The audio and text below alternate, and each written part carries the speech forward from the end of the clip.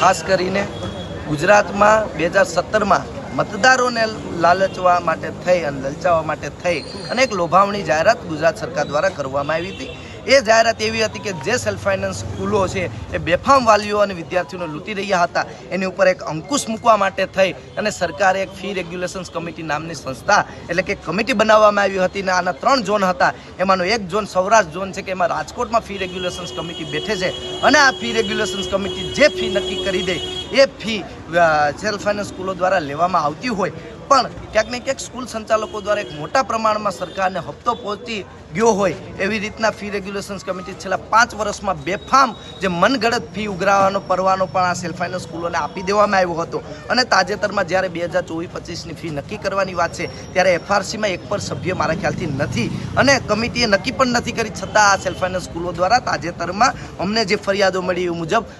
Fee વધારા સાથેના ઉઘરાણા છે એ વિદ્યાર્થીઓ અને વાલીઓ પાસે ચાલુ કરી દીધા છે। ત્યારે સખત શબ્દોમાં એવો વિરોધ કરીએ છીએ અને આવનારા દિવસોમાં જો આ ફી વધારો પાછો ખેંચવામાં ફી વધારો જે ફી એફઆરસીની જે મંજૂરી વગરનો જે ફી વધારો કરવામાં આવ્યો છે એ પાછો લેવામાં નહીં આવે તો આવનારા દિવસોમાં એનએસયુએ સ્કૂલે જઈને હલ્લાબોલ કરશે। બીજો એક મુદ્દો છે કે તાજેતરમાં જાગૃત નાગરિકો અને મીડિયાના મિત્રો દ્વારા એક ડમી સ્કૂલ પકડી પાડવામાં આવી હતી, ત્યારે અમે કહેવા માંગીએ છીએ કે આ કામ એ જિલ્લા શિક્ષણ અધિકારીનું છે, તો જિલ્લા શિક્ષણ અધિકારી ક્યાંક શોભાના ગાંઠિયા હોય એવું અમને લાગી રહ્યું છે। માત્ર ને માત્ર ચેર ઉપર બેઠે છે, અહીંથી સીધા ઘર અને ઘરેથી સીધા ચેર ઉપર। જે વાસ્તવિકતા છે સ્કૂલોની વિદ્યાર્થીઓને એને સમજવાનો ટાઈમ આ ડીઓ શ્રી પાસે નથી। ત્યારે અમે એ પણ એક જગાડવા આવ્યા છે કે ડીઓ શ્રી જે સ્કૂલોમાં આવી દાદાગીરી કરે છે, જે વિદ્યાર્થીઓને હેરાન કરવાનું કામ કરશે એની ઉપર કડકમાં કડક પગલાં લેવામાં આવે। અને તાજેતરમાં ચાંદીપુરા વાયરસ જે અત્યારે ચાલી રહ્યું છે ગુજરાતમાં, તો એમાં ખાસ કિસ્સામાં એક સ્કૂલોમાં પરિપત્ર કરવામાં આવે, એની જે સ્વચ્છતાની જે જાળવણી હોવી જોઈએ, જે નિયમો હોવા જોઈએ એ નિયમો સાથેનો પરિપત્ર કરી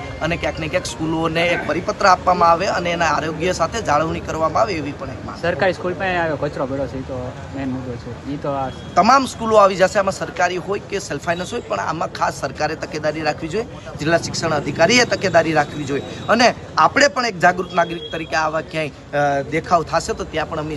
તંત્રનું ધ્યાન દોરશું અને જો તંત્ર એક્શન નહીં લે તો કાર્યક્રમો ચાલુ રહેશે।